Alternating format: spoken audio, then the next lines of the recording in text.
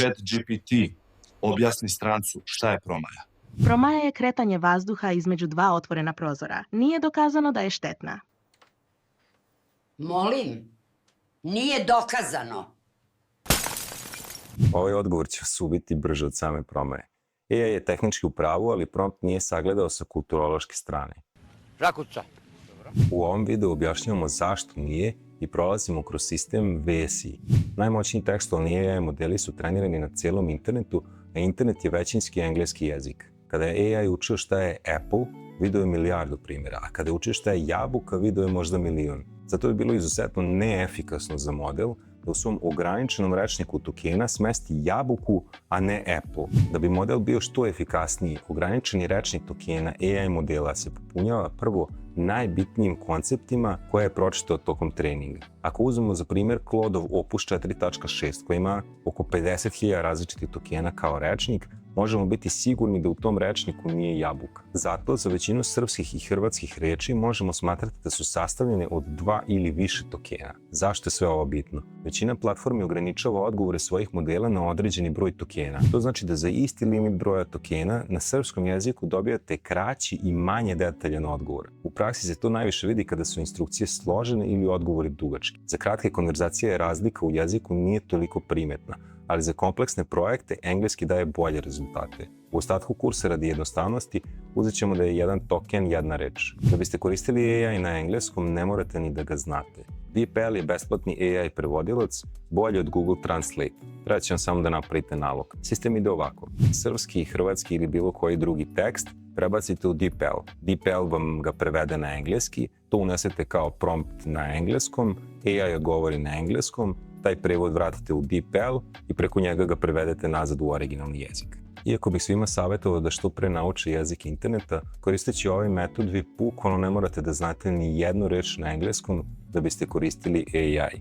Koji god jezik da kucate sporo je, pričate 3 puta brže nego što kucate. Ako koristite Windows operativni sistem, pritisnite Windows plus H za besplatno ugrađeno diktiranje. Osim toga, ChatGPT, Claude i Gemini svi imaju ugrađeno diktiranje u aplikaciji. Meni se najbolje pokazao Whisperflow, program za diktiranje koji mi i za srpski i za engleski daje najmanje grešaka. Demonstrirat ću ga u prvoj projektnoj lekciji.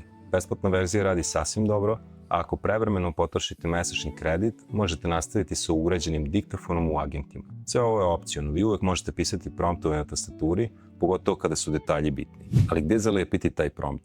U ChatGPT, u Claude, u Gemini, ove 3 platforme u trenutku snimanja nude najbolje tekstualne modele, gde svaki ima svoje prednosti. Claude vodi u trenutku snimanja ovog videa, ali kada vi ovo budete gledali, situacija može biti drugačija. Dokle god su ove 3 platforme na vrhu, prompt možemo da unesemo u sva 3 četa zajedno. Evo zašto. Prvo, dobijamo 3 puta više limita za chat. Drugo, ništa nas ne košta. Treće i najbitnije, dobijamo 3 različite perspektive za bilo koji prompt. Ovo možda nije bitno za jednostavne zadatke, ali kada nam je potrebna ideja, strategija ili bitna odluka, uvek ćemo htjeti da čujemo više od jedne perspektive. Možemo se opet staviti u ulogu menadžera. Imamo 3 različite lična asistenta. Zašto bismo pitali jednog za ideju kad možemo da pitamo svu trojicu? Možemo da unesemo prompt daj mi 10 ideja za ime brenda.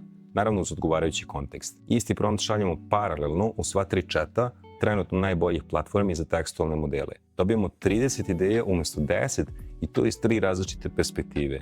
Ovo najviše koristimo pre nego što trebamo da donesemo bitne odluke. Kada nastavljamo chat sa AI agentom, mi gradimo kontekst u toj jednoj konverzaciji. Neki ovo zovu sekvencijalno promptovanje. Prva poruka, istraži mi tržište meda u Srbiji.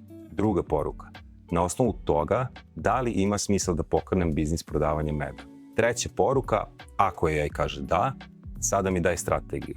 Svaka poruka se oslanja na prethodnu, a AI gradi kontekst. Kada hoćemo da pitamo nešto što nema veze sa starom konverzacijom, otvaramo novi chat. Ovo smanjuje troškove i daje bolje odgovore. Postoji još jedan način korišćenja ova 3 AI agenta istovremeno, a to je unakrsno ili AI orkestracija. Ovo je tehnika koju ćemo najviše koristiti kada nam je odluka bitna, a agenti se ne slažu. Počnemo tako što istu ideju damo svim alatima da je evaluiraju. Kada sva 3 odgovore, možete u prvi unijeti odgovore druga 2. Drugom unesete prvi i treći, a trećem drugi i prvi. Naravno, svaki put u prompt treba dodati i objašnjenje šta predstavljaju ti odgovori. Recimo, ovo mi je rekao drugi AI alat, Šta misliš o ovoj perspektivi? U svežu perspektivu druge dvojice agenata, ovaj prvi može promeniti mišljenje. Ako tako nastavimo konverzaciju, odgovori postaju sve sličniji i agenti se sve više slažu oko optimalnog rešenja. Kad rade zajedno, slabosti individualnih agenata se poništavaju, a snage se pojačavaju. Primenit ćemo to u sledećoj lekciji. Sada nam treba neki metod koji nas dovodi od ideje do realizacije. 90% startupa propadne. Statistika kaže da oko 40% njih propadne jer im u startu ideja nije bila optimalna. Jedan popularan i jednostavan pristup da nam se to ne desi, koji i ja inače koristim, je VSI. Validacija, strategija, implementacija.